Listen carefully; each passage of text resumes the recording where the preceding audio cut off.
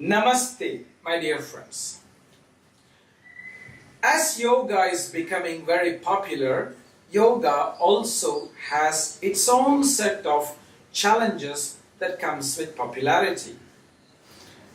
In this set of 5 videos, we are discovering what are these challenges and what reflections we must take.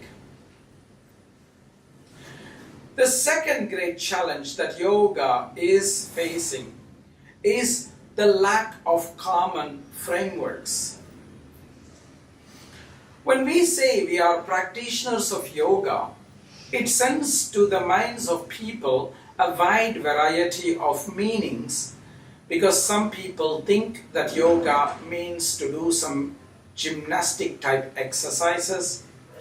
Some people think that yogis are those who are just wearing some orange robes and chanting some mantras.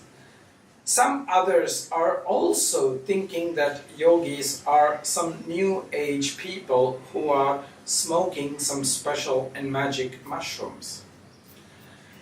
A wide variety of these ideas exist, and it is confusing to the public because there are lack of standard frameworks that yogis operate under. When you take other systems like medicine, when you take other systems like Buddhism, traditional Chinese medicine, psychotherapy, psychoanalysis, etc., there are a set of standard and accepted frameworks within which all yoga practitioners are functioning.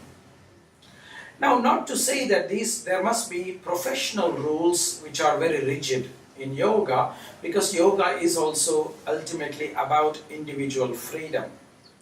But certain definitions of what yoga is and what yoga is not, and what is the scope of yoga, need to be clearly represented by every yogic teacher and every yogic representative. The meaning of yoga must first be commonly defined and presented to the public. Now, the best framework for this is going back to Patanjali's framework that yoga is a holistic system of harmony between body, mind, and emotions, so that we can become better people and express our potential in the best possible way. So, framing guidelines under the guidance of Patanjali's Yoga Sutra, the most important text on yoga, is necessary, and we must invite all yogic practitioners to do the same. For example, Buddhist teachings always go back to the Buddha. The teachings of Christianity always goes back to Jesus, and Muhammad is the leader of the Islamic teachings.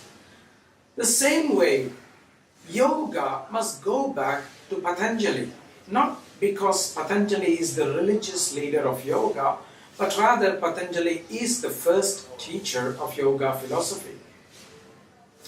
So it's important that as we are entering the modern era where the popularity of yoga is rising, we must not allow this popularity to dilute the teachings of yoga, and we must give a consistent voice to the people so that they understand and embrace yoga in its best form, the form that Patanjali gave us all very generously. So I invite all yogic teachers and, more importantly, yoga institutions to find common ground and define what yoga is in a manner that is true to the classical teachings of Patanjali and at the same time relevant to our modern life now, so that we can build bridges between the tradition and reality of today. So, my dear friends, let us come together to start working on a common voice for yoga, so that people are more motivated than more confused. Namaste, my dear friends.